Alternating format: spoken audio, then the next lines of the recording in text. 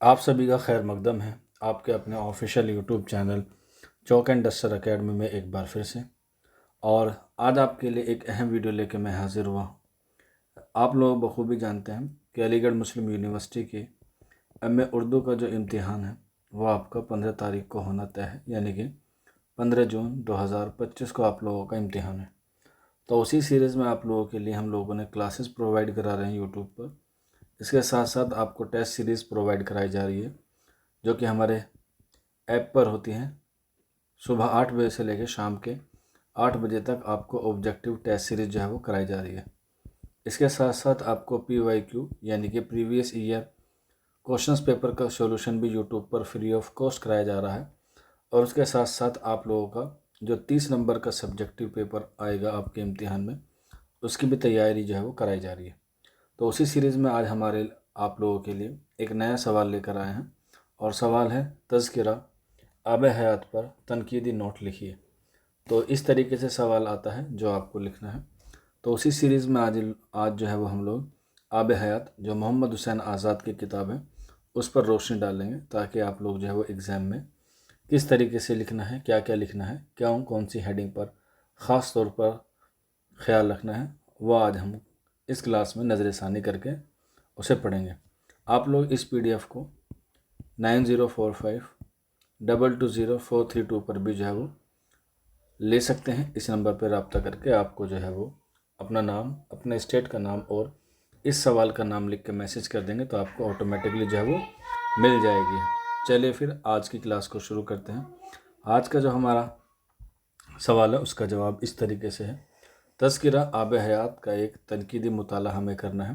جو کتاب مولانا محمد حسین آزاد کی تاریخی، ادبی اور فکری خدمات کے تناظر میں اس کا تعارف جو ہے وہ کچھ اس طریقے سے ہمیں لکھنا ہے۔ یہ کیا ہے، پہلی ہیڈنگ ہے۔ اس کے پہلے ہمیں جو ہے وہ تھوڑا سا مصنف کے بارے میں بتانا ہے تاکہ ایگزام میں آپ کو اچھے نمبر مل سکیں۔ مولانا محمد حسین آزاد کی پیدائش 1830 میں ہوئی اور وفات 1910 میں ہوئی۔ اردو ادب کے ممتاز نثر نگار، مصنع اور مورخ تھے۔ ان کی تصنیف آب حیات 1880 میں شائع ہوئی، جو 5 ابواب پر کیا ہے مشتمل ہے، اور ان 5 ابوابوں میں تقریباً 29 شعراء کا جو ہے وہ ذکر ملتا ہے۔ اردو ادب میں پہلی باضابطہ ادبی تاریخ اور تذکرہ بھی سمجھی جاتی ہے۔ تاریخی موضوع اعتبار سے ہے اور تذکرہ جو ہے وہ صنف کے اعتبار سے ہے۔ اس کتاب کو نہ صرف اردو شعری روایت کی اولین ماخذ کے طور پر دیکھا جاتا ہے، بلکہ اسے اردو شعریات کی فکری تشکیل کی ایک اہم دستاویز بھی مانا جاتا ہے۔ اس کو آب حیات کو آئیے دیکھتے ہیں اس کا موضوع اور مقصد کیا ہے۔ آب حیات کا بنیادی مقصد اردو شاعری کی تاریخی، تہذیبی اور فکری روایت کو یکجا کر کے ایک قابل فہم شکل میں پیش کرنا ہے۔ آزاد نے یعنی کہ مولانا محمد حسین آزاد نے نہ صرف اردو شعر و ادب کی ابتدا اور ارتقاء پر روشنی ڈالی، بلکہ شعراء کے حالات زندگی، مزاج فکری، میلانات اور فنی خصائص کو بھی نہایت دلکش انداز میں بیان کیا۔ اس کتاب کے 5 میں جیسے آپ کو بتایا تھا، اس کتاب کے 5 ابواب ہیں جنہیں آب حیات اردو شاعری کی ایک ارتقائی منازل کو مختلف ادوار میں تقسیم کرتی ہے، جس میں 29 شعراء کا ذکر ہے۔ آئیے آگے دیکھتے ہیں اس کا اسلوب نگارش۔ آزاد کا اسلوب قصہ گوئی سے لبریز، مرصع، شعری تمثیلات سے آراستہ اور پر اثر بیانیہ ہے۔ اگرچہ یہ انداز قاری کو مسحور کرتا ہے، مگر علمی و تحقیقی لحاظ سے اکثر سوالات کو جنم دیتا ہے۔ اسلوب میں جذباتیات اور جمالیاتی رنگ نمایاں ہے، جو تاریخی نویسیوں کے لیے بھی کبھی کبھار نقصان دہ ہو جاتا ہے۔ آگے بڑھتے ہیں۔ شاعروں کے انتخاب کا تنقیدی جائزہ۔ آزاد نے تذکرہ نوشی کے اس عمل میں ان شعراء کو فوقیت دی ہے جن کی زبان و بیان اور فکری رجحانات ان کے نظریاتی سانچے میں فٹ بیٹھتے ہیں۔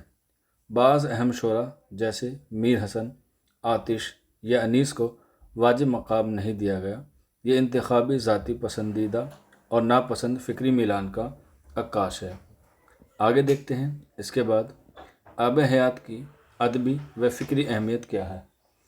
آب حیات نے اردو ادب میں تاریخ نویسی کو فروغ دیا، بالکل یہ بات جو ہے وہ صحیح ہے۔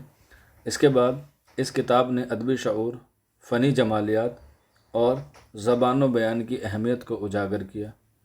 اس کے بعد پوائنٹ نمبر 3 ہے، آزاد نے اردو کو ایک قومی زبان کی حیثیت دینے کی شعوری کی کوشش کی اور اردو تہذیب کی شناخت قائم کرنے کی کوشش کی۔ اگلی ہیڈنگ دیکھتے ہیں، موازان و اثرات۔ آب حیات نے بعد کے تذکرہ نگاروں جیسے شبلی نعمانی، عبدالحلیم شرر اور حالی پر گہرا اثر چھوڑے۔ اس کے اثرات مقدمہ شعر و شاعری اور مقالات شبلی میں نمایاں نظر آتے ہیں، تاہم حالی کا انداز زیادہ سائنس اور تنقیدی ہے، جبکہ آزاد کا انداز جذباتی و بیانیہ ہے۔ تو یہ کچھ ٹاپک جو ہے وہ ہم لوگ اس طریقے سے ایگزام میں لکھ سکتے ہیں، جتنا میں نے مواد یہ لکھا ہے اسی طریقے سے آپ لوگ جو ہے وہ اس کا تھوڑا سا مختصر انداز میں جو ہے وہ کر کے لکھ سکتے ہیں، کیونکہ ایگزام میں اتنا وقت نہیں ہوتا اور آپ کو جو ہے وہ اس کی طرح سے جو ہے وہ 10 سوال کرنے ہوتے ہیں۔ تو اس میں سے آپ لوگ جو ہے وہ مین ہیڈنگ جو میں نے آپ کو بتائی ہے اسی پر جو ہے وہ اپنا امتحان لکھ سکتے ہیں۔ اسی طریقے سے یہ سیریز جو ہے وہ آپ کی چلتی رہے گی۔ باقی اگر کوئی بچہ علی گڑھ مسلم یونیورسٹی کے سبجیکٹیو کوشچنس پیپر کا سولوشن چاہتا ہے تو وہ بھی اس نمبر پہ رابطہ کر سکتے ہیں۔ کچھ فیس ادائیگی کے ساتھ آپ کو جو ہے وہ پورا ای بک کے طور پہ جو ہے وہ اس کی بک مل جائے گی۔